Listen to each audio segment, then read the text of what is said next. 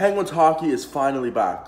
Well, sort of. It is preseason, but regardless, Penguins hockey is back. So when the regular season starts, you guys already know I'm going to be doing these like Steve Dangle type videos where after every Penguins game, I'm going to be talking about it. Well, I wasn't really planning on doing that for the preseason, but the Penguins game was on TV last night. I wasn't expecting that, so I watched it, so I'm like, why not make a video about it? Now, enough rambling, let's get into game one of the preseason. So the puck drops. The Penguins are kind of icing their entire AHL team, except for Jake Guentzel and Olli Määttä, and Casey DeSmith. I guess you could call him an NHLer. But meanwhile, Buffalo had Jack Eichel, Jeff Skinner, Rasmus Dahlin, Rasmus Ristolainen, and they had a full lineup of NHLers. So I knew this was going to be in our favor. So to start off, the Penguins looked a little all over the place. They were getting outshot, outplayed, out-hit.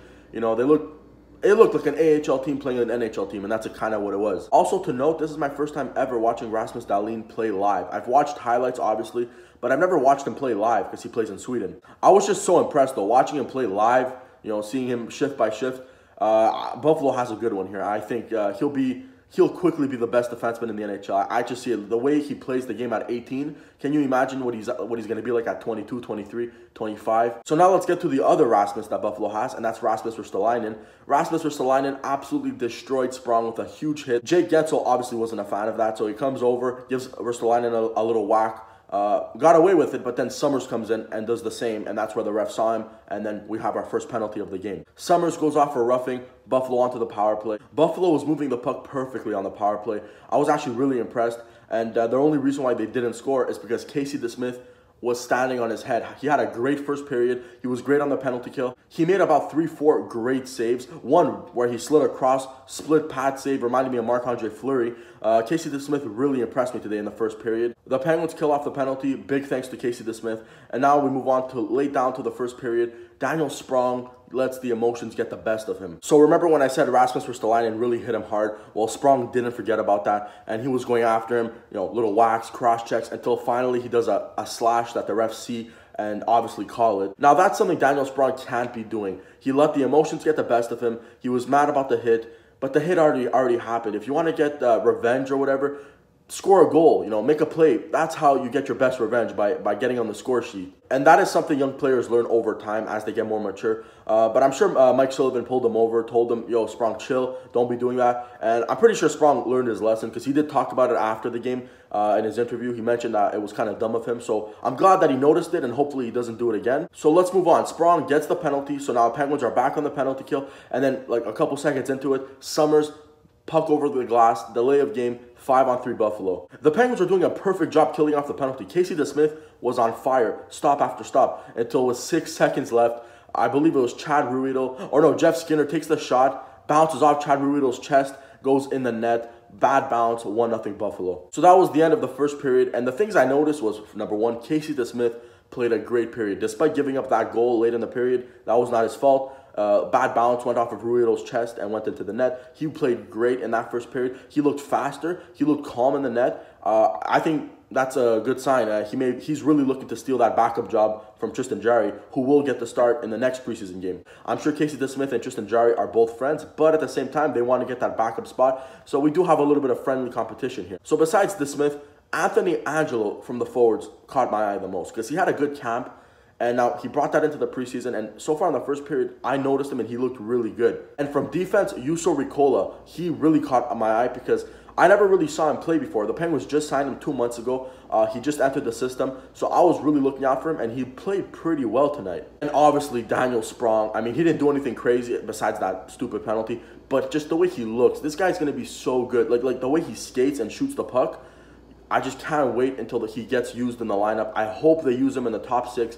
I'll even take top 9. Just don't stick him on that 4th line. He's so good. You can't waste his talent on the 4th line. Anyways, let's get back into the game. So the Penguins come out strong in the second period. They looked really good. The first period, they were kind of sleeping. I didn't see much from them. But the first 5 minutes of the second, they were all over the place. I'm surprised they didn't really score a goal. Now, obviously, what happens when you don't convert on your chances?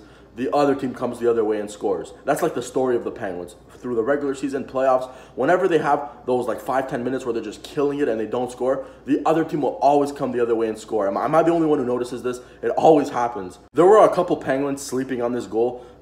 First of all, I just praised them before, but Anthony Angelo was just watching Rodriguez come in. He came from behind the net.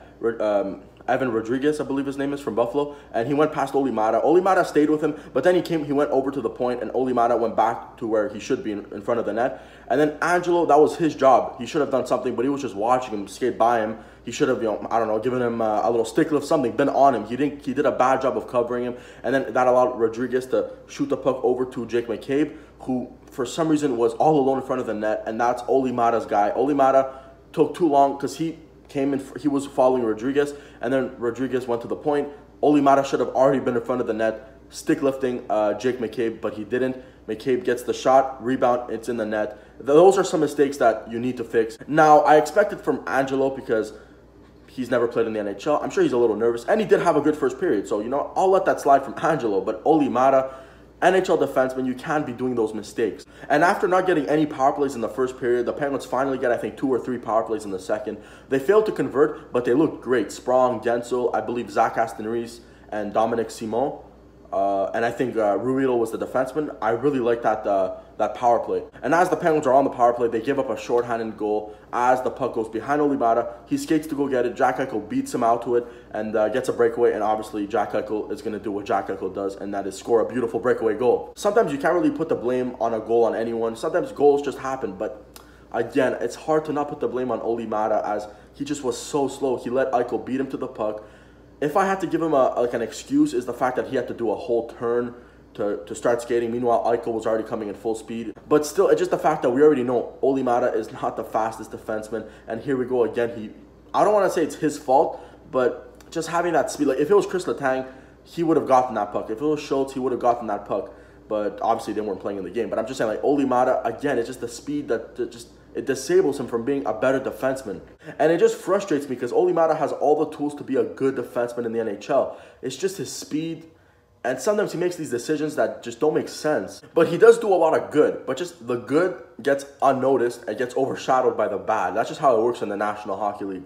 You can do 5 good things, but it'll get erased with 1 bad thing. So I think we just focus too much on Oli Mata's bad, and we don't notice his good. He does do a lot of good things. I'm not just hating on Oli Mata. I'm a supporter of Oli Mata. I love Oli Mata. I love all the Penguins. I don't hate on any of them. But when I see something that is wrong, I will point it out. And now that's the end of the second period. Penguins are down 3-0. And besides those power plays that they got, they didn't really generate much offense. And again, that makes sense because it's an AHL team against an NHL team. So there's not much you can expect. Now the third period starts. And again, the Penguins were kind of sleeping. I didn't notice much from them. They got some chances. But again, it was all Buffalo until the final 5 minutes of the game. So we have an offensive zone faceoff. Teddy Bluger wins the faceoff over to Will O'Neill. And Will O'Neill, just a simple little wrister, finds its way into the back of the net. Penguins are on the board. I want to, a little note. If you're a defenseman, a lot of defensemen always go for that big slap shot. They always want that big PK Subban slap shot. But sometimes those little wrist shots are way more effective than the slap shots because you have a chance of a rebound, a tip, and sometimes it goes through everything and the goalies have a hard time with it and it goes in the net. And just a minute later, another offensive zone faceoff. This time Grant wins it over to Sprong. Sprong to Ricola. Ricola with a nice little slapper in back of the net. The Penguins somehow found themselves within 1. The one thing I've noticed here is that offensive zone faceoffs are huge. Penguins won both of them and led to goals. First one was Bluger, led to a goal. This one was Grant. Goes over to Sprong. Sprong over to Ricola. Ricola with a nice little slapper. And nothing too crazy though. Nice little, just puts it on net. It goes off of Scandella's skate and in the net. Now all of a sudden we have a game from Penguins kind of sleeping the entire 55 minutes to that point. They just scored 2 quick back-to-back goals a minute apart, and now it's 3-2 Buffalo. And from that point, the Penguins were pressing hard. Casey DeSmith gets pulled, extra attackers out. Penguins 6-on-5 got a huge chance to score. They got chances, but unfortunately could not find the back of the net, and Buffalo wins preseason game number 1, 3-2. So that's going to wrap up the Penguins' first preseason game, and it's going to wrap up my video here. So this is what you guys should expect for the regular season. So I'm going to do this for every single Penguins game. Some of the preseason, I'm not going to do all preseason, but I will do some of them. But for the regular season, I'm going to be doing every single 82 games, including the playoffs. Thank you guys so much for watching. I need to go upload this because the Penguins are in Detroit tonight. They're playing the Red Wings at 7:30, so I need to upload this before that game starts. And obviously, I'll be watching that. And you know what? I might even do a video about that game tomorrow too, because I don't know about preseason just yet because I did this game. I want to do just half the preseason games, So we'll see if I do that one tonight. I think I will. Let me know if you guys want to see that in the comments. And if you guys want it, I will obviously do it. So if you guys want to see all the preseason games, let me know. I really don't mind. So let me know all in the comments. Give me your thoughts. For those who did watch the game, give me your thoughts. If you couldn't watch the game, just maybe ask me some questions. I will answer them. So I guess I'll see you guys in the next video, which might be tomorrow, recapping the Detroit game. So let me know if you guys want to see that in the comments down below. And as for me, I'm done. I'll see you guys in the next video.